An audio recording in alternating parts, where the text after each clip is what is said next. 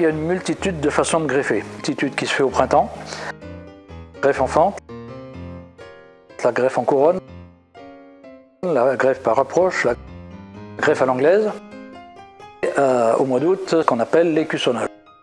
Donc on va s'en tenir à la greffe à l'anglaise. Pas spécialement compliqué, et c'est surtout celle qui donne le plus de bons résultats. Alors, pour greffer, eh bien, il nous faut des porte-greffes, il nous faut des greffons, de l'outillage,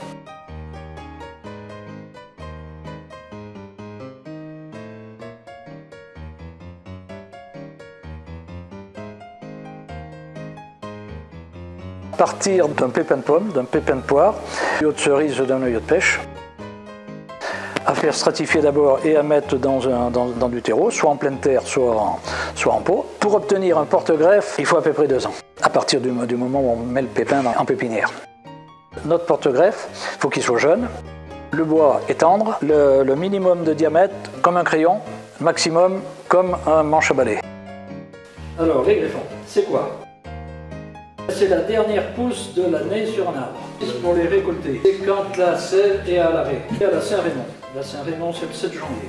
Il faut au moins qu'il y ait 3 bourgeons. Ces greffons, il va falloir les conserver parce que l'opération de greffage, elle doit se faire la première quinzaine d'avril. Entourer ces greffons dans un linge humide et de les mettre dans le bac à légumes du frigo. Et surtout pas oublier d'humidifier le linge de temps en temps. Les enterrer aux 2/3 debout, le long d'un mur au nord, je pense qu'il ne voit pas le soleil. Alors nos greffons, bien sûr, il va falloir les identifier avec une étiquette.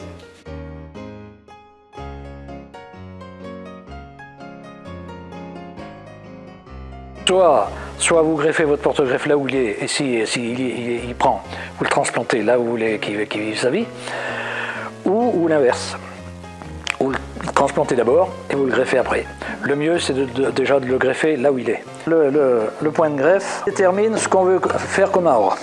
Si on veut en faire une palmette double U en espalier, il va falloir le greffer à 30 cm du sol.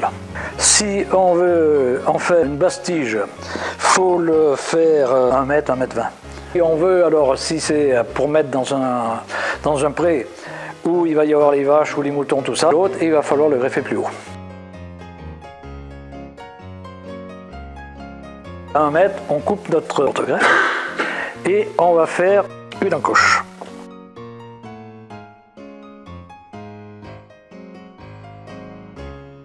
Sur le greffon, on fait la même.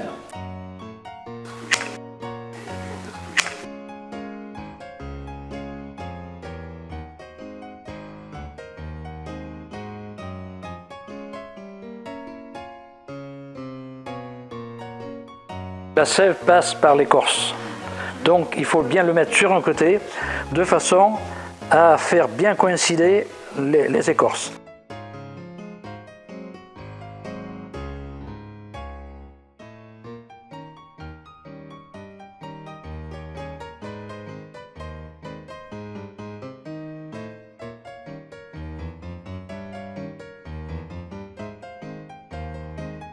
Il ne faut pas avoir peur de serrer très fort.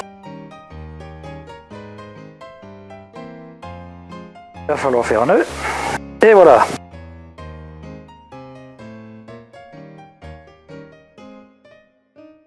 Donc l'idéal, c'est bien de colmater partout pour pas que l'eau rentre surtout et qu'il n'y ait pas d'air non plus ni de soleil. Donc voilà notre arbre, notre porte-greffe. Il va falloir mettre un tuteur, le long, et qui dépasse de 15-20 cm. Bien le ligaturer au tuteur, et surtout qui dépasse. Et les oiseaux, bien souvent, ils viennent se poser dessus, et c'est quand même fragile. Donc pour éviter qu'il le casse, l'oiseau va se poser sur le tuteur et non pas sur le petit. Et aussi de le tenir comme ça sur le tuteur, parce que quand il va prendre, il va y avoir 3 ou 4, généralement on laisse 3 bourgeons. C'est toujours celui du haut qui part le premier. Ça fait des feuilles, ça fait de la prise au vent, et si on ne le tuteur pas, un coup de vent peut casser la greffe, parce que la pointe greffe c'est quand même encore quelque chose de très fragile. Quand on est autour de l'arbre, il y a un côté à respecter. Donc la fente à l'ouest, le biseau, le premier biseau. Sur le porte-greffe. Ça aussi, ça a son importance, hein. Même si après on a le tuteur qui tient bien, malgré tout. À partir du jour où on va décider de greffer un arbre, et jusqu'au jour où on va manger la première pomme, il va se passer beaucoup de temps. 5 ou 6 ans.